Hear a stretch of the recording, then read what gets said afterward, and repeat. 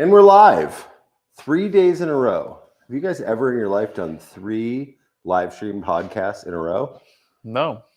I have not either. I don't think I've only ever done will 2 in again. a row. And actually, you haven't done any in a row. That's right. So You've only done one at a time. Thank you all so much for joining us. We are stoked to be here from day 3, the longest day yet, of the motor1.com/inside EVs Star Awards 2022. Awesome day out at the track. We've been driving EVs. We've been driving performance cars. We're going to save the performance cars for tomorrow. We're really going to focus in on EVs because we have done our best to invite all of our most ardent EV fans and followers to pay attention to this one.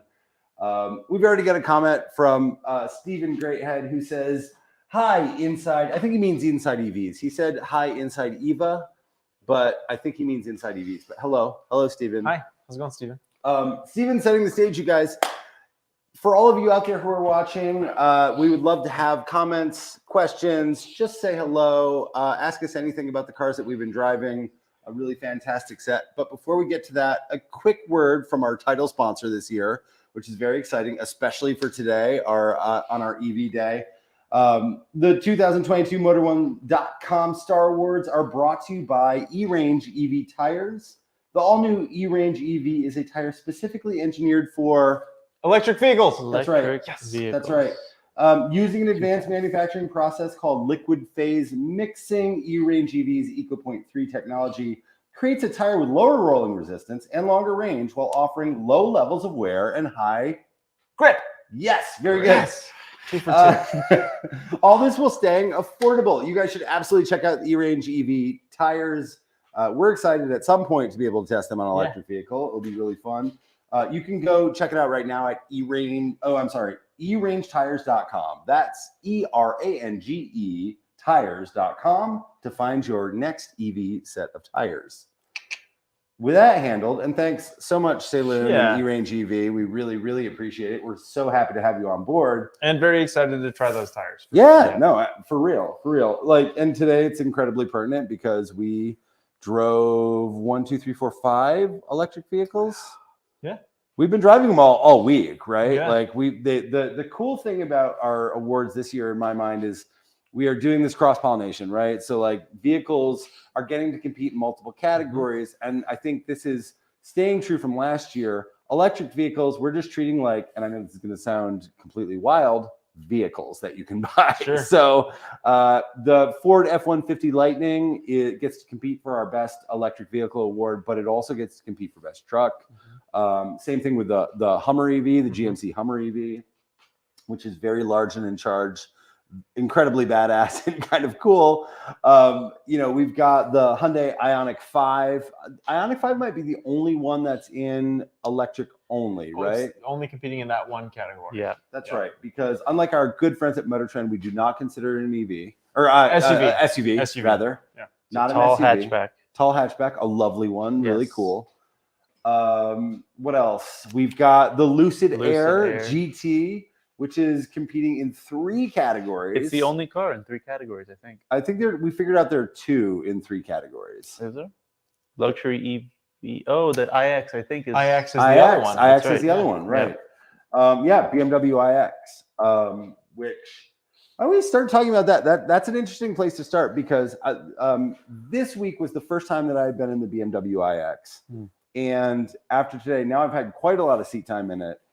I think that is a spectacularly cool vehicle to drive. Yeah. Right. A lot of times we get hung up, and a lot of the conversation tends to get hung up on the looks of the thing because it's got a big, bold, divisive grille, and otherwise some sort of like weird touches. But once you're inside the cabin, it's a cool car. Right? It's a really pretty fantastic luxury car, honestly. BMW, right? I mean, a lot of the BMW stuff, the gas-powered stuff, to me at least, I don't know if you guys feel the same, is kind of gotten a little stale. Same design, same basic layout, same interior structure. And then you get into the iX and you're like, whoa, this is a totally different thing. And this is a thing we know BMW can do, like because of their history. They build some of the best stuff. Like this is one of the best interiors, I think, of any SUV. And that's, you know, with a lot of really great SUVs in the driveway right now. Absolutely, like I love the interior of that thing.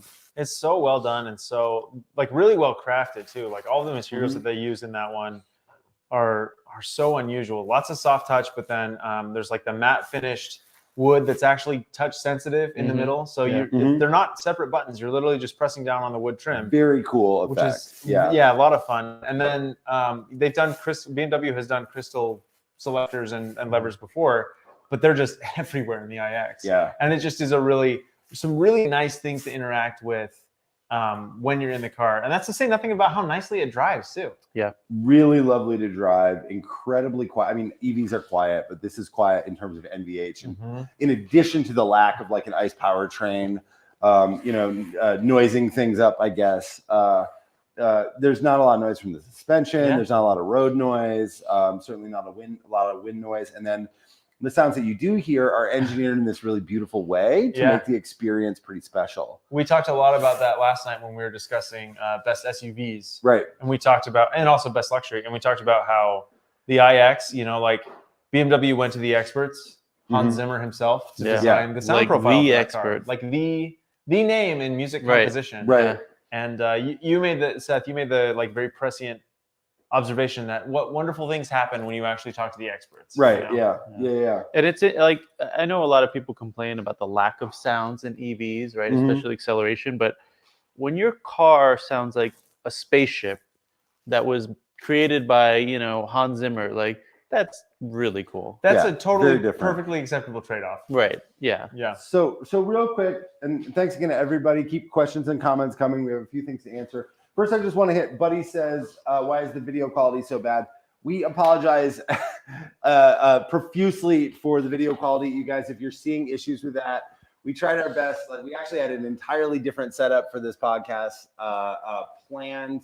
We're really out kind of in the sticks right now. We have crappy Wi-Fi. I'm going to steal your line and say that good driving roads and racetracks aren't in cities. That's so right. When you're out in the country, it's kind of hard to get to a place where we can test all these things and really do the kind of testing that we want and be close to a racetrack. In this case, Willow Springs, which is phenomenal. We sacrificed things like Wi-Fi. We made every effort, including buying some technology to try and enhance it. But unfortunately, it's a little choppy. So, Buddy, if you could bear with us, we would love for you to like listen along, and we apologize for the pixelization of that. It's a podcast anyway, so just pretend you've got your earphones Yeah, for sure. We know you guys can't see Kyle, but Kyle is manning the digital dashboard and the podcast himself, and he hates it. It drives him crazy that it's like this. But and then we've got, let's see, SPX Nomad says, this is a great question, right? So we'll do rapid response here. Brett, if money is no issue, which EV would you guys get for daily driving? And let's say we can deal with the cars that we have here, or we can extend that out to the universe, right? Because he's not saying Star Wars specific, but. So I didn't have a great experience with the Lucid in my driving yesterday. And through no fault of the car, it just was a really sloppy day. It wasn't a great time to strut that car's stuff. Today, however, I had a great time driving that vehicle. Yeah. I finally figured out how to navigate the kind of complicated center touchscreens and everything like that. And I'm sold hook, line, and sinker. Money, no object, that's my EV. Really? Yeah. I mean, I will say that I like the Lucid a lot. I think it did a lot of things really well. But if it's a matter of just preference, and I know a lot of EVs and just cars in general don't make the cut for Star Wars just because of certain things, but man, the Polestar lineup to me right now, between the 2 and the 3, they're doing things, and we haven't driven the 3, so it obviously wasn't eligible, but like what they're doing is really, really interesting. And now they have a new performance version of the 2. So I think it would be a Polestar 2, maybe like a fully loaded, spec'd out version. I love the Polestar. I think the thing that I love about the Polestar, though, and we've talked about this a lot, is I like the value version. I think that you're getting a ton of bang for your buck with the Polestar 2, especially the single motor version.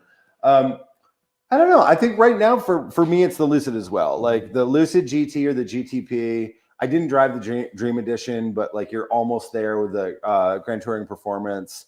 That car has got, and you're totally right. And I think that we could all like find things that need to be buttoned up about it, right? It's a brand new company making a brand new vehicle. Manufacturing maybe needs to get a little bit tighter and all that stuff. But like the underlying technology that they have in their electric architecture, their battery systems, like they built everything in house. I think it's very impressive. That car it's one demerit in my mind is that it's expensive. Sure. So if money is no object, I think the Lucid is the way that I would go as well. The thing that clinched the Lucid for me today was we had to, being out in the absolute middle of nowhere, we have to drive pretty far to get our cars charged. So I drove down to a 350 kilowatt charger down in the city, went in to use the bathroom, and came out, and it had already added 120 miles of range. Crazy, yeah. So it was a 350 kilowatt, it was a fast charger, but 120 miles of range in less time than a fuel stop would take. Yeah. And that is just a huge step forward for electric vehicles in terms of like massive, like wide scale adoption. Yeah, Actually, absolutely. Can I change my answer and do like a humble brag real quick? Sure, yeah. The $1 million or $2 million Rimac Nevera would be my answer. Oh, really? I have good one. driven that Yeah, car, yeah. and it is amazing. Right. And Well, I still can just change say my Rimac. answer? Because I'm going to do He an said EV no swap way. Jaguar E-Type. Yeah. Oh, that's next year. Yeah. No. That's Rimac is a good one. I'm Yeah, going to why change don't- my answer to that too. Why didn't we get the Nevera out here? That was a mistake. No. So yeah, great questions. And Yeah. again, like if you guys have more, keep them going. So let's stay on the Lucid for a little bit, like because we talked about it a little bit yesterday. Again, it's competing in multiple categories.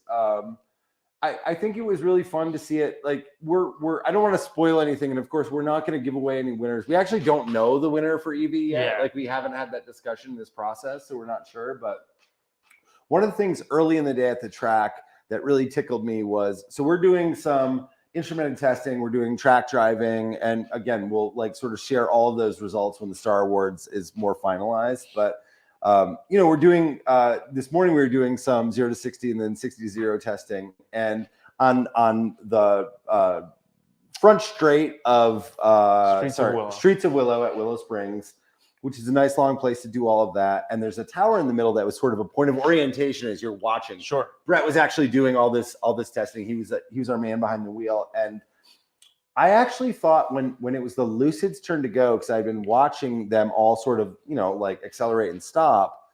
I pulled up to the fence or came up to the fence because I thought that you were having a problem with the car because you were stopped so far behind the tower. Yeah. And the reality is just you got up to 60 so quickly and stopped so quickly that it looked like a mistake, but it was just what that car is capable of. Yeah. Like absolutely bananas to me. I mean, to the surprise of no one, it did 0 to 60 to 0 with like a buffer time. Like you went past 60 and coasted for a minute and then hit the brakes.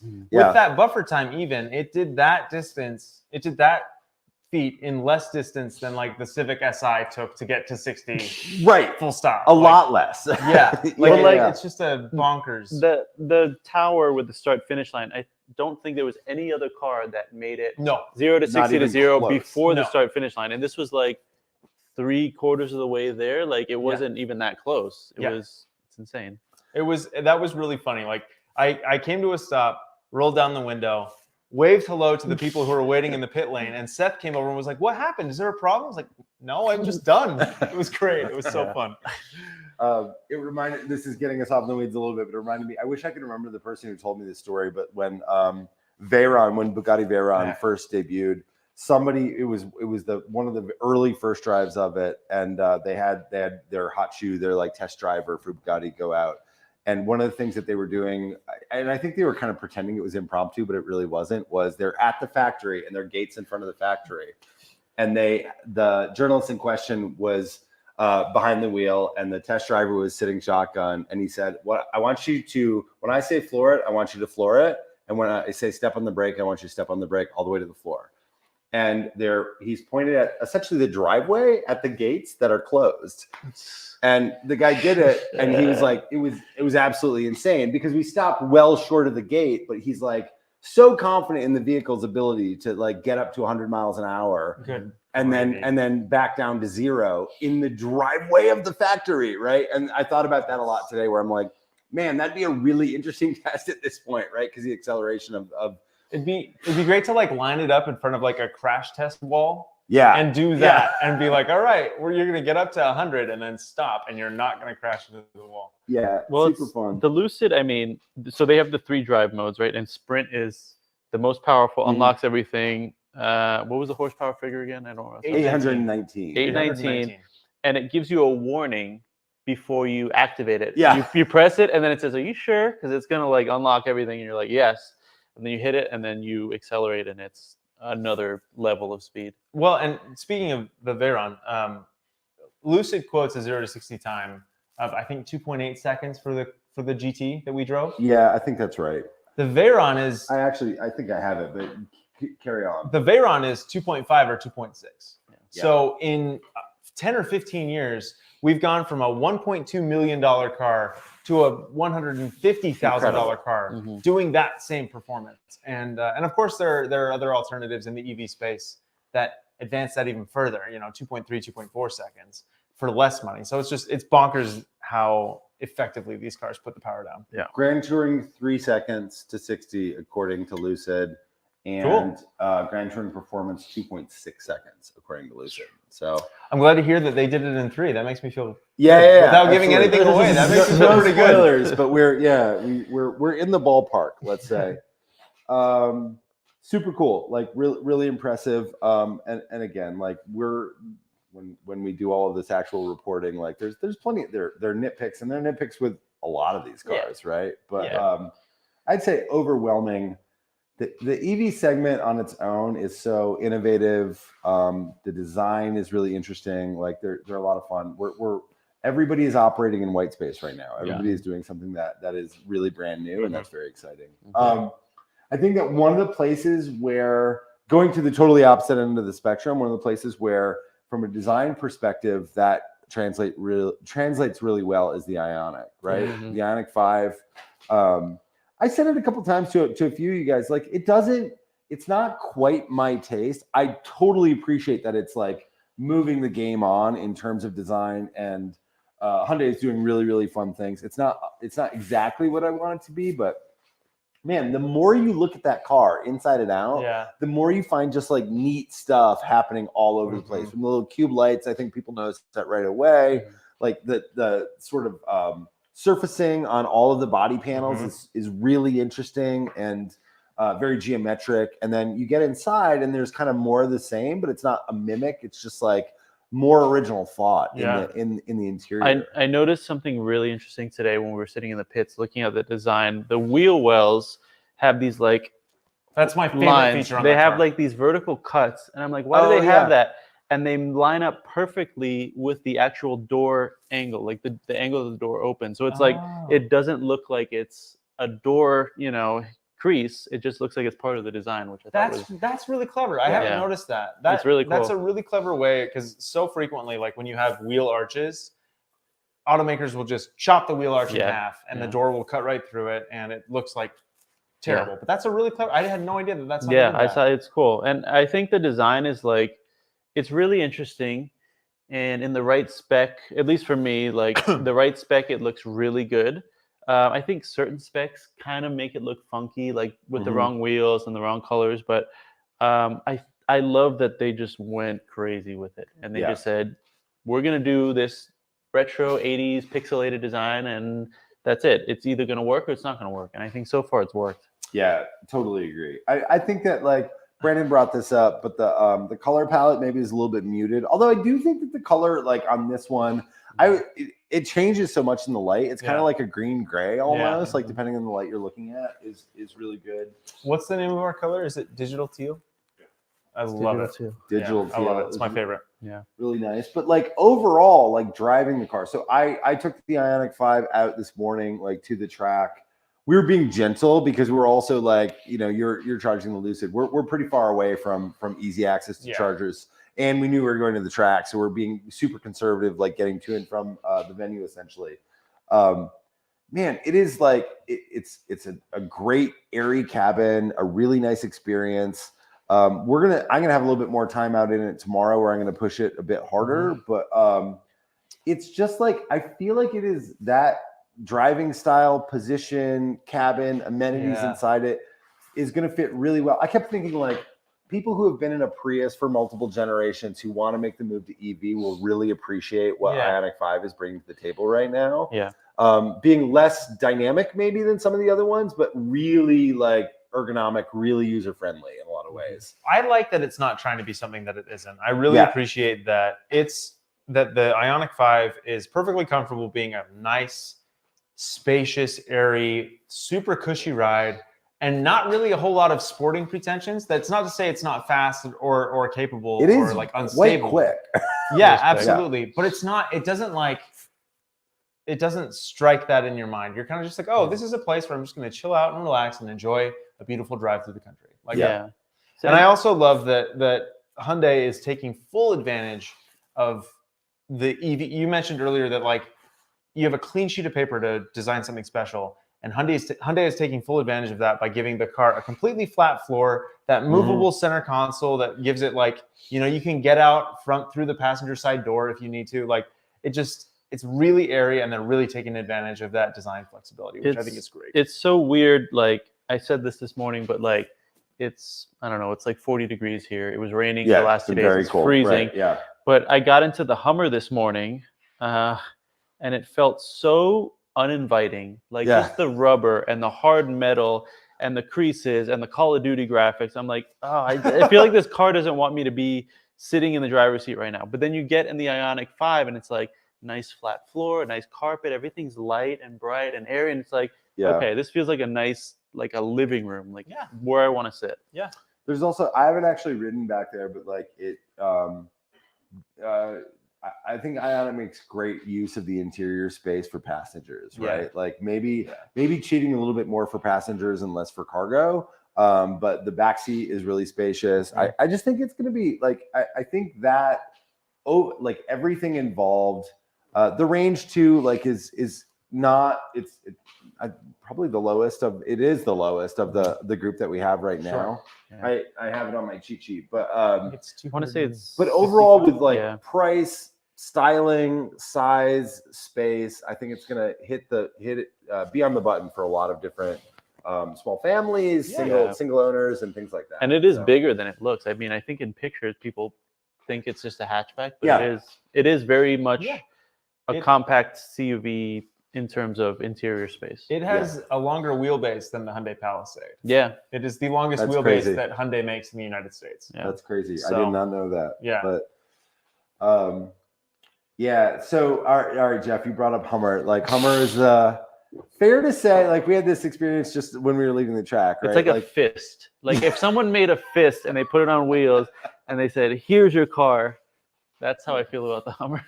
Hummer EV is it just gets all of the attention, right? Like everywhere you go, like of all the vehicles we're driving, the Hummer, which is not Series 1, Edition 1, Edition 1 in the like white and black with gold accents inside.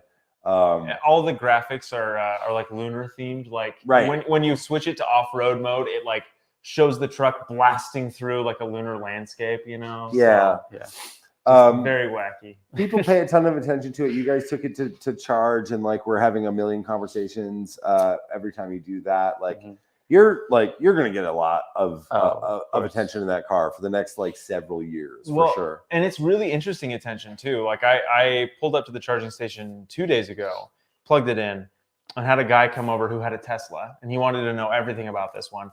And then later that night, I brought it down again, plugged it in one more time, and there was a guy driving a Ram 3500, like a lifted Ram 3500, and he wanted to know everything about it. Yeah, like it is drawing people from all across the automotive spectrum because it's just so like over in your face, like kind of badass. And I think that's a good thing. Yeah. I think that's a way to sort of bridge the gap between, you know, there's a really hardcore set of truck buyers and diesel owners that are like, you know, oh, I'd never buy an EV, but then they see the Hummer and they're like, okay, maybe, because that thing's pretty badass. But then it's like Tesla owners are like, okay, that's cool too. You know, it really does bridge the gap, and it's really interesting.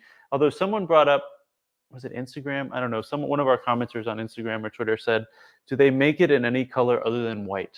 Right. Well, because they're all the same. Yeah. Well, yeah, it's all Edition 1 for now. So. Yeah. Especially like the media units, the review units that have been going around. Like, you know, that there aren't that many of them right now, and they're trying to make as many as possible to like sell to customers. We've talked about this a little bit before with other, especially General Motors vehicles, like they're production constrained, and So we're not getting as early or easy access to some of these vehicles as we normally would because they want to sell them to customers, right? Yeah, of course. But yeah, Hummer is really cool. And I think it's easy to forget that GM as a company has had Bolt and Bolt EUV for a long time. Sure. So there are a couple things happening. Like one, GMC wants to make a big statement about like their brand and bringing Hummer into the GMC brand. I think it's like low key a really big deal. I know it's not low key, but like that gets lost a little bit. Yeah. But what Hummer is doing is being a technology demonstrator for everything that GM as a corporation can do right now with an electric vehicle. It is 1,000 horsepower and 1,200 pound-feet of torque. It is the biggest expression of Ultium right now. Sure. Massive capacity. Every possible trick that you can do to make a vehicle be incredible off-road, including the crab walk thing, including and like beyond the crab walk, the 4-wheel steering actually makes it a pretty livable vehicle. Yeah. If you do, like, you don't have to live in the wide open spaces because that thing has a tighter turning radius than, you know, probably some compact cars, just with how aggressively the rear wheels kick it out. So. which you need to have because it's gigantic and because you can't see out of it. Like the cameras everywhere are really important because the visibility is very pretty bad. atrocious. The windshield is like straight up. Yes, but it is serviced by 3 wipers, which I appreciate. It has 3 windshield wipers. MGB vibes, I love it. Real quick, we've got John checking in, saying hi from Minnesota. Hey, I Hello. love Minnesota. Hey, John. Thank you so much. And also, video is blurry. Yeah, John, sorry if you're just tuning in.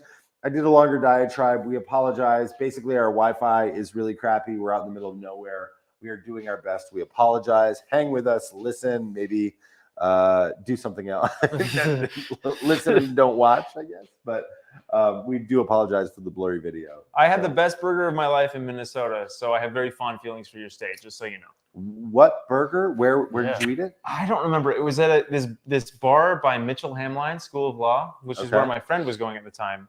And we went and got burgers, and it had like potato chips and chili and pickles and everything on it. It had like everything on it, and it was incredible. So good on you, Minnesota. Thank you very much for the good burger. Love Minneapolis, my favorite airport probably in the entire country to fly through. So yes. Hello, Minnesota.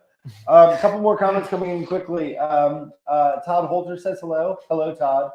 And then Buddy again. Buddy, thanks for hanging with us despite the bad video quality. We appreciate it. Don't U.S. car brands sell the first cars in national colors? Like UK equals green, Germany equals silver, Italy equals red, Spain equals yellow, Japan equals white. So that's it. Like that tradition comes from racing, right? Like from the earliest days, like it made it easy when you're doing international racing to identify like the country of origin for the by the paint of the car. Absolutely, that still matters. Like I think that there's a lot for different brands. That especially, you know, I'm thinking like I guess like both Mercedes and Audi can like lay claim to silver on behalf of Germany. Ferrari obviously is quite famous for red, if I'm not mistaken. So interesting point. Now, the U.S., I think that U.S. racing colors are typically blue. White with blue stripes or blue with white stripes? Brandon Turkis off camera saying white with blue stripes or vice versa. Yeah.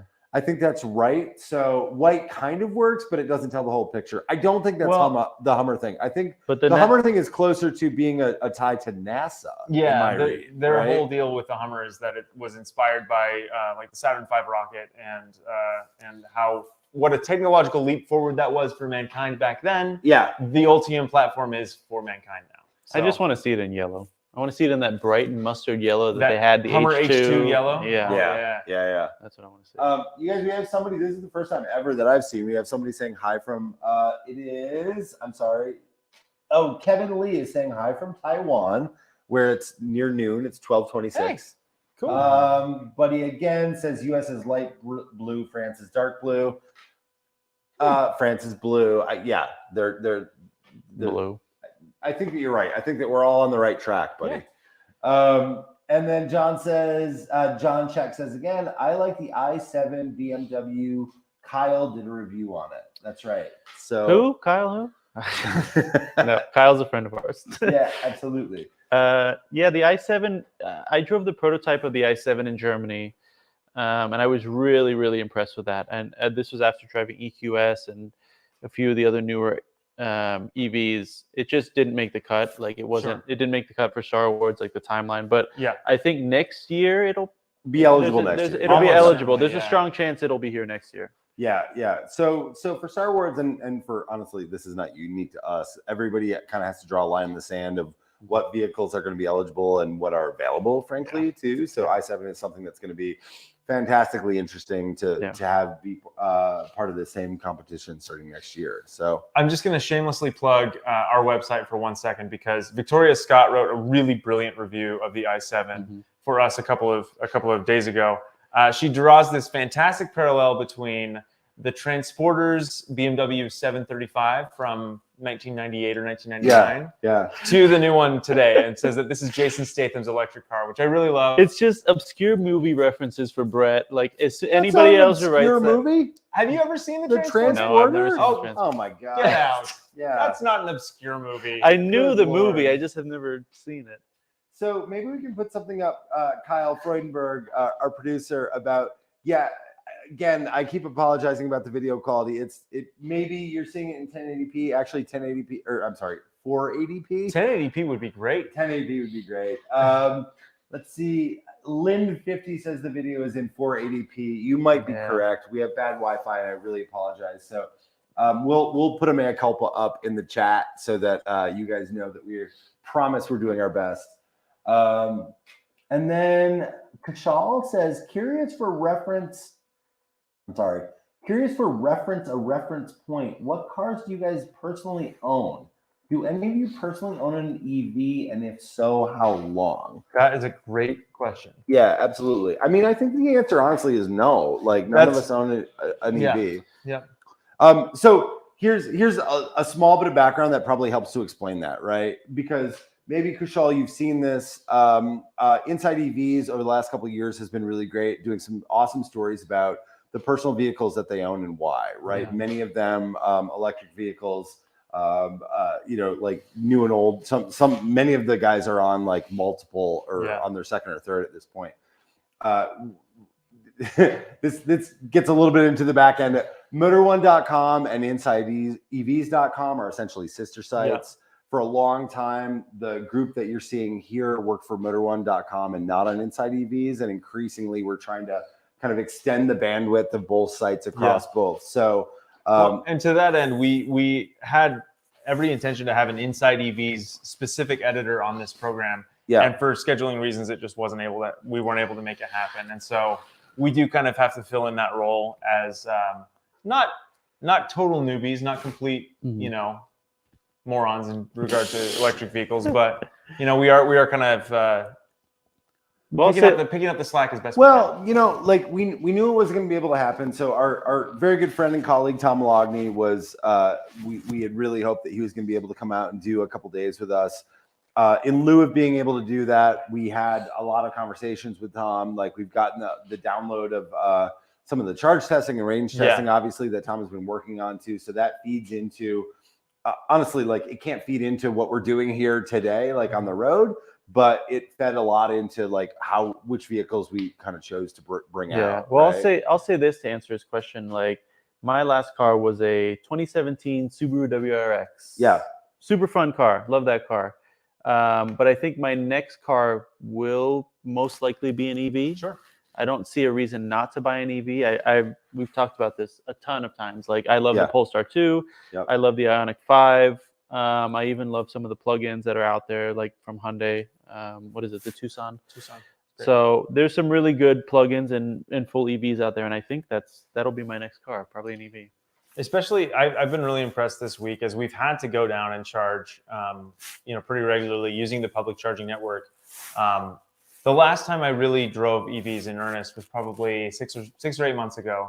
I had a few EV testers, and just between now and then, the public charging network has become a lot more usable and user friendly. And I think it makes it a lot easier for those of us who maybe don't own homes, don't necessarily have at-home charging implements. It really is going to make it a lot easier with every passing year to adopt EV. Absolutely, yeah. And I think I'm sort of in the same place as you, Jeff. Like, I mean, we have my family my wife drives an Audi Q5. I've got a Mercedes CLS, a personal car that I basically don't drive ever. And especially Molly, my wife, like, you know, because we have 2 small kids too. Like, we've talked about this a lot, that having something like, we've talked a little bit about like Bolt EUV and whether or not that's big enough, but she is like perfectly set up to be a driver of any kind of EV, because we live really close. I work from home. She lives really close to where she works. And both of us like kind of appreciate the overall sort of social benefits, like the environmental benefits. Like, we don't, you know, like, she's not that interested in being a big consumer of carbon essentially. So I think it's a matter of time and a matter of like essentially facilities at home, but that is likely to be the next new vehicle purchase that we make. So, That's cool. Kishal is also letting us off the hook and saying that there's no judgment. It's just helpful for understanding the viewpoints better, which we appreciate and I think agree with too. Well, and one thing that coming from, like, I drive a BMW Z4 when I get the chance. Yeah. And which isn't very frequent. But one really cool thing coming from the internal combustion side over to the EV side is just how incredibly bitchin' and cool almost all of them are now. Like, even the Ioniq 5, which is ostensibly comfortable and gentle and not particularly like sporty, it is so much faster than like probably 90% of the cars on the road today. Yeah. And it's just really cool to see, even from, you know, like this like traditional like gas cars are more fun, blah blah blah. It's just not true. Like, electric cars offer so much performance and so much like excitement. Absolutely, yeah. So anyway, just like a couple of, Kushal is also saying that owning an EV is very different, and when you own when you own a home charger versus relying on bad public infrastructure, unless you own a Tesla, right? So yeah, 100% correct. John is asking, why do you think people hate EVs? I run into a lot of people that hate EVs, and also people think all EVs are Nissan Leafs. I think it's just about understanding. That's one of the reasons why, like, we're excited to do this, right? Like, it's a really great the sort of setup that we have at work with the network that we have with multiple, not just like the Motor One and Inside EVs, but the Motorsport Network, our parent company, has lots of websites. It allows us to sort of broadcast that message to a large number of people. So some of it is just like getting people to understand like what the technology is, that everything is not a Leaf, like that there are lots and lots of different options right now to fit into different lifestyles. I think for anything, adoption takes a while. Like, mass adoption takes a while, of course. And especially in the car market, not even specifically to EVs. Like, the Kia and Hyundai brands have had a rough go for the past 2 decades, and I think a lot of consumers still think like, oh, Kia and Hyundai, you know, those are bad cars. But we have 4 of them out here, right? Yeah, 5 of them out here, like, for car of the year. Like, it just takes a while for the average consumer to sort of pick up on certain things, and the Leaf was the pioneer, really, and like, so people know that, but then, you know, it just takes time. Absolutely, yeah. Well, I mean, 120 years ago, there were people who were shocked at the prospect of strapping a tank full of gasoline to your car. Like, that was something that was shocking to the average horse owner who didn't really, frequently encounter flammable fluids in his daily drive. So maybe we should go back to horses. I'm down. Yeah. I think the carbon emissions of horses are pretty dang high, though. Gonna be bad on my back too. Yeah, I think around on a horse all the time. What if it was a horse with like the Ioniq 5's like lounge chairs? Oh, there we go. Yeah, like a sedan chair. I like that. Well, you know, speaking of adoption, I think like the one I believe that we EV that we have left out so far is maybe the one that might be the easiest to adopt, right? The F-150 Lightning. One of the things that we've all reflected this in different ways in the conversation that we've had. Really impressive overall, like in terms of the technology that's powering it. You know, I think that the power is absolutely impressive. The range is great, but really the magic of that is that it's a pickup truck that if you owned a pickup truck before, you can just get in and drive. It's going to be a little funny at first that you're not hearing a nice engine like under the hood, but like everything else is the same. And when it comes to Ford trucks, that means pretty great, right? Yeah. You know, like lots of technology. But you don't have to change your lifestyle. You don't have to bend your mind around a new way to drive or anything like that to get in the Lightning and just enjoy it and use it and work with it, right? It's sort of like the Hummer in the sense of like, I think it'll convert a lot of just normal truck people that like trucks. And I've had friends like that own F-150s currently, and I've shown them the Lightning. They're like, yeah, I'm gonna buy the Lightning next. Like it's not even like oh, I'll never buy an EV. It's just, oh, I'm gonna buy this new cool F-150. You know. Yeah. Our colleague Brandon has this really intriguing theory that I think holds a lot of water, that the thing that's going to convert a lot of people to EVs is when their work truck or their work van is an EV and they realize, oh, all of a sudden I have all of this instantaneous torque. If you have charging facilities at home, you can go about your daily life totally normally. And then they're gonna be driving around in their Ford E-Transit delivery vans and realizing how easy and how enjoyable it is to drive. And then they're going to convert to EVs themselves. And I think the Lightning is a really great bridge to do that. It like kind of applies everything that Ford does well about work trucks, work vehicles, and kind of just makes it accessible to the average pickup buyer. Yeah, for sure. It's another one that like, and I know this happens. There's probably a lot of conversation about new vehicles that are showing up at the chargers, like because you a lot of times just have some time to kill. So it's interesting to ask questions, but people really want to know about that truck. Like, I think that they see it and they understand like it can fit into their lifestyles, or they're a truck owner right now. I talked to a guy last night at the Walmart we were charging at who ended up in a, God, now I can't remember if he said Mach-E, but like could get one because he was on the list and basically couldn't wait any longer, which is another like on the downside of the experience right now, circa 2022 is there is more supply or more demand than supply for sure for almost everything. Like I don't think there's a single EV that anybody makes right now that has like they're not sitting on lots. But yeah, there's a ton of interest about that. I think people understand it implicitly, and I think that when we see more and hear more from our readers and viewers and about driving them, that they'll say just that, right? Like it fits really well into their lifestyle for sure. Let's see. Oh yeah, and we also use the so John said plug an extension cord into the truck and run it to the. Oh, sorry, I got to catch up. The F-150 takes off like a bat out of hell. The Lightning, you don't need a generator when you go camping. You can plug in an extension cord to the truck and run it to the tent. And then Kyle pointed out, we're charging our camera gear off it.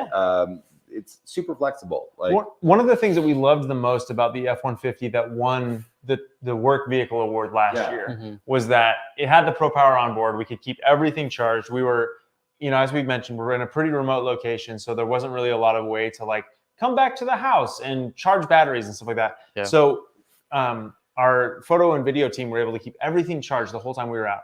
The Lightning does exactly that, just with a much larger reserve of energy, and it's made it so much easier to kind of just like keep the workflow going while we're out and about, which is really nice. I think one of the concerns that a lot of people had when Ford said they were building the Lightning in the first place was, how is it going to handle hard work? And in my mind, it was like, well, Ford has been doing this a really long time. Like they've been building work trucks a long time. I don't think they're going to skimp on things like Pro Power and even the simple stuff like the shifter that folds down and a little workbench, like little stuff like that Ford thought of. Like they do such a good job with that stuff on their gas truck. So it's not a surprise that the Lightning had all the same stuff. And it is such a versatile and capable pickup. The towing thing is interesting. I think that we know right now, both from like, we know a lot from the experiences of people that we're seeing, again, on YouTube, like sort of friends and colleagues. Like there's a long way to go when you're talking about pickup trucks, especially, and SUVs, and doing things like towing, because, like these vehicles are operating within a capacity that's pretty well defined, and it's an extremely complicated engineering problem to sort of solve, right? When you're adding 5,000 10,000 pounds, right? Well, I guess 10,000 is pretty outside, but 5, 6, 7,000 pounds of towing, Yeah. you're going to diminish the range. Like you're at, just like if you're doing it in your diesel truck, you're going to get far worse fuel economy when you're towing stuff like that. So we understand the kind of idea and the idiom, but like we have to wrap our minds around it a little bit, like how that applies to the electric architecture and the battery capacity and things like that. So is it perfect? No. Does it replicate the ecosystem that we have right now? No. But I think it's all about like, how do you do the most good for the largest group of drivers and car buyers right now with all of these segments and all these form factors and electric powertrains? Yeah, so absolutely. Well, and it's still, it's still kind of within the realm of a lot of like recreational towing, like I grew up, we used to tow a little tent camper to the mountains, and it was, and we had a powerboat as well. And it was like maybe 10 or 15 miles of towing to get the boat into the water, maybe 50 miles of towing to get up into the mountains. And that's still very much within the realm of possibility for a fully charged Lightning. absolutely. So, Yeah. for obviously there's people who tow Airstreams across the country, Yep. and this may not be the perfect fit for them yet. But, for a lot of people who just kind of need to have some fun around town, it's still a great option. Right. Yeah. In spite of that little limitation. Man, you guys, this has been great. Thank you everybody for the comments and the questions. We really, really appreciate it. This has been a fun one, and we're going to be back again tomorrow, I think, to wrap up everything. We're going to talk about performance cars. We're going to talk about value, best value. Those are all mostly cars that we've talked about at this point, but it's a totally different context, as we found out today. Our right? value might be our toughest choice. Such a Absolutely very yeah. diverse crowd of vehicles competing for best value. Yeah. No, it's been super fun, and like I said, it's always great to do this and to interact with you guys.